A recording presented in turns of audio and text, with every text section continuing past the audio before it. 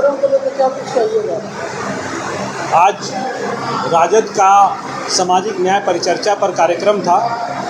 इसका मुख्य उद्देश्य जो राजद के कार्यकर्ता हैं और प्रखंड लेवल पर, पंचायत लेवल पर और वार्ड लेवल पर जितने भी वर्कर्स हैं उन लोगों को बुलाया गया था, जिसमें प्रदेश से आए प्रतिनिधि लोगों ने उनको ट्रेनिंग दिया। मुख्य रूप से भूदेव चौधरी जी ने और मुन्ना यादव जी ने और 2-3 और जो यहाँ के लोकल हमारे जिला के अध्यक्ष हैं मनोज यादव जी, वो भी यहाँ पर मौजूद थे और सैकड़ों की संख्या में लोग यहाँ पर आए थे तीनों ब्लॉक से, और उन लोगों का संबोधन हुआ और उन लोगों की ट्रेनिंग हुई। आज कल तेजस्वी यादव का कार्यक्रम है हरसिद्धि में, आप आमंत्रण भी किए थे आम लोगों को, इस कार्यक्रम के बारे में कैसा कार्यक्रम? वह एक गैर राजनीतिक प्रोग्राम है जिसमें बुद्ध पूर्णिमा के शुभ अवसर पर तेजस्वी जी को बुद्ध विहार सिसवा कोरड़ के लोगों ने आमंत्रित किया है और वहाँ पे तेजस्वी जी आ रहे हैं। आप सब लोग से मैं आमंत्रण देता हूँ कि आप लोग भारी संख्या में वहाँ पर पहुँचे और उनको बुद्ध पूर्णिमा की जयंती को अच्छी तरह से हम लोग मनाएंगे। वहाँ पे आप लोग का आमंत्रण, मेरा तरफ से आप लोग सबका आमंत्रण।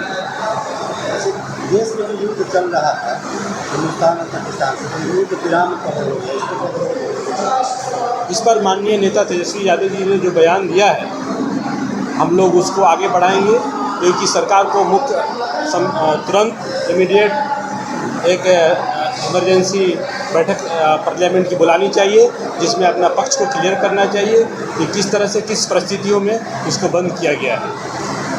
त्रिपुरा विधानसभा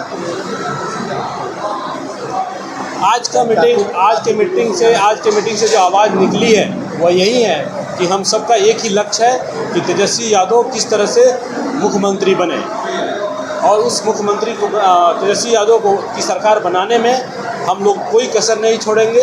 हर एक सीट को जीतकर हम लोग आगे देंगे। यही हम लोग का लक्ष्य है कि तेजस्वी यादव किस तरह से बिहार के अगले मुख्यमंत्री बने।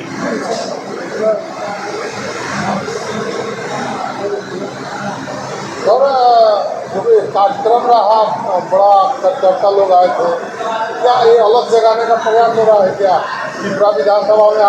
हालांकि 20 सालों से आप सत्ता में नहीं, त्रिपुरा विधानसभा जी पर क्या करें? त्रिपुरा विधानसभा की जनता एकदम मुखर होकर कह रही है कि इस बार यह सीट राजद के खाते में जाना चाहिए, और यह यहाँ की जनता प्रॉमिस कर रही है कि राजद के खाते में अगर सीट गया तो हम लोग भारी मतों से जो भी कैंडिडेट आए उसको हम लोग जीत के तेजस्वी यादव के हाथ को मजबूत करेंगे और तेजस्वी यादव की सरकार को बनाएंगे।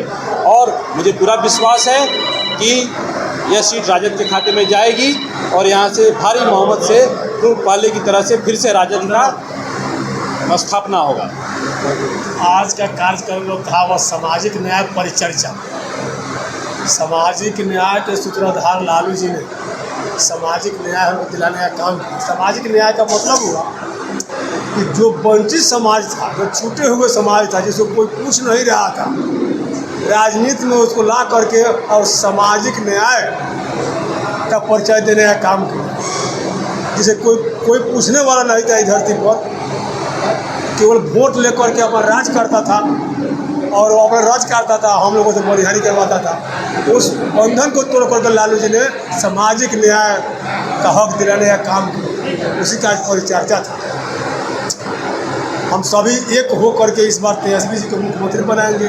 तेजस्वी जो घोषणा किए हैं नौजवान हैं और लगता है कि वो पूरा करेंगे, इसलिए पूरा करेंगे उनका भविष्य अभी लंबा है, भविष्य लंबा है, इसलिए वो पूरा करके ही रहेंगे। उन्होंने कहा है कि मेरा पहले मंत्रिमंडल बैठते समय 10 लाख बेरोजगारों को नौकरी, 200 यूनिट बिजली फ्री, माई बहन को 2500 रुपये का पेंशन के तौर पर हर महीने खाते में। दूसरे नंबर वृद्धा पेंशन जो आज तक नीतीश जी और मोदी जी 400 रुपया दे करके और ठग रहे हैं, उसको बढ़ाकर 1500 रुपया करने का काम करेंगे। इसलिए आपकी निश्चित आपसे एक सवाल है कि इस बार विधानसभा क्या जो मुद्दा है हिंदुस्तान पाकिस्तान रहेगा या बेरोजगारी है? हिंदुस्तान पाकिस्तान में भी तो आज तेजस्वी जी सबसे आगे आगे हैं इस मामले में। तेज प्रताप जी बोल रहे हैं कि हम वहाँ लड़ने के लिए तैयार हैं, उसमें हम लोग पीछा कहाँ है, नेता पीछा कहाँ है। जब भी देश के ऊपर संकट आया है, लालू यादव का लोग, तेजस्वी यादव का लोग आगे रहा है। कभी भी इतिहास गवाह है, भाजपा के लोग जो लोग हैं वो कभी नहीं आगे रहे, नरेंद्र मोदी हो या उनके लोग हो। लालू यादव के लोग कभी भी लड़ाई लड़े आगे रहें, या अंग्रेज का लड़ाई हो या मुग़ल के समय का लड़ाई हो, सभी में आगे रहे। कृष्ण जी का जब मामला था उस समय भी था, हर मामला में लालू जी का लोग आगे रहा है इस लड़ाई में। ठीक है, मुद्दा वो लोग उठाएगा, लेकिन मुद्दा देश में सबसे बड़ी बेरोजगारी है।